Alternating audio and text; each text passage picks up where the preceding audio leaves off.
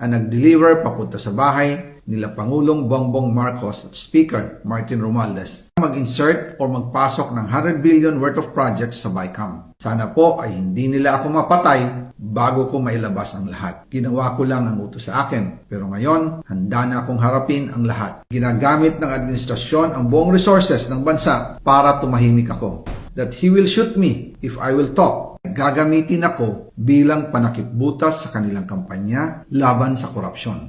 Hindi na ako mananahimik, ilalabas ko ang lahat ng katotohanan. May resibo, may ebidensya, at may pangalan. Para sa bawat Pilipino. Alam ko, nabuo ang galit ninyo sa akin ngayon. Nauunawaan ko rin kung bakit, lalo na at malaki ang halagang nakataya. Pero bago kayo humusga, hayaan ninyong ipaliwanag ko ang buong katotohanan. Matagal akong hindi nagsalita dahil may direktang utos sa akin. Huwag nang bumalik ng Pilipinas at manahimik na lamang. Umalis ako noong July 19, 2025 para sa aking medical check-up. Nakaplanong bumalik pagkatapos ng SONA ni Pangulo. Pero habang papauwi na ako, tinawagan ako ni dating Speaker Martin Romualdez at sinabihan, "Stay out of the country. You will be well taken care of as instructed by the President." Noon naniniwala pa ako sa kanila, kaya't hindi ako bumalik. Tumikom ang aking bibig, sumunod ako, pero ang hindi ko alam, ang ibig pala nilang sabihin sa aalagaan ka namin ay gagamitin ako bilang panakipbutas sa kanilang kampanya laban sa korupsyon. Ginawa nila akong poster boy ng kanilang sariling kasinungalingan. Ngayon, hindi na ako mananahimik, ilalabas ko ang lahat ng katotohanan. May resibo, may ebidensya, at may pangalan. Nagsimula ito nung tumawag si Sekmina Pangandaman sa akin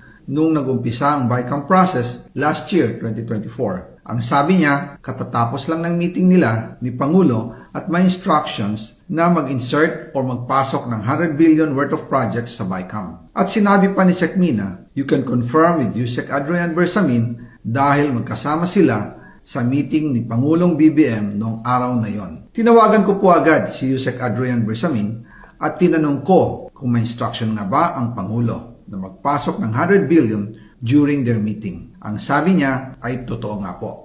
Right after our conversation, tinawagan ko po si dating Speaker Martin Romualdez at nireport ko ang instructions ng Presidente to insert the 100 billion projects. At sinabi niya sa akin, what the President wants, he gets. After ng ilang araw, nag-set po ng meeting si Sekmina Pangandaman at Yusek Adrian Bersamin sa amin ni dating Speaker Martin Romualdez sa Aguado Building in front of Gate 4 ng Malacanang at nandun din po si Yusek Jojo Cadiz. During the meeting, binigay po ni Yusek Adrian Bersamin ang listahan na worth 100 billion. Tinanong ko po si Yusek Adrian kung saan galing ang listahan. Ang sagot niya, galing kay PBBM mismo at binigay niya ito mula sa brown leather bag. Nung sinabi po ni Yusek Adrian Bersamin, yung brown leather bag, naalala ko noong nasa Singapore kami right after the elections, May 2022, sa Hilton Hotel, kami ni dating Speaker Martin and PBBM habang pauwi at pabalik ng Pilipinas, hinabol ng PSG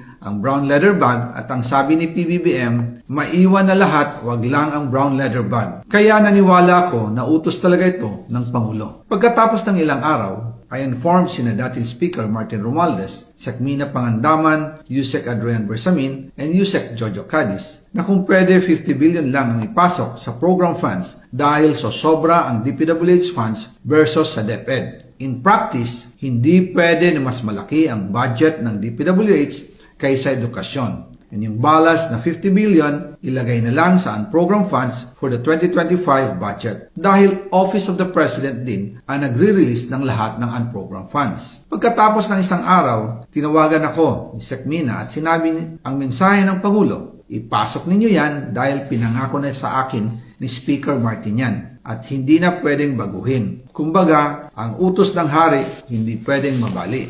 Again, I informed the Speaker and asked clearance about the instructions ng Pangulo. At ang sabi niya, wala tayong magagawa. Kaya po nagtataka ako kung bakit sinasabi ni Pangulo na hindi niya makilala ang budget. Samantalang lahat na binawas at dinagdag sa mga ahensya ng gobyerno ay humihingi ng approval sa kanya si Sekmina Pangandaman.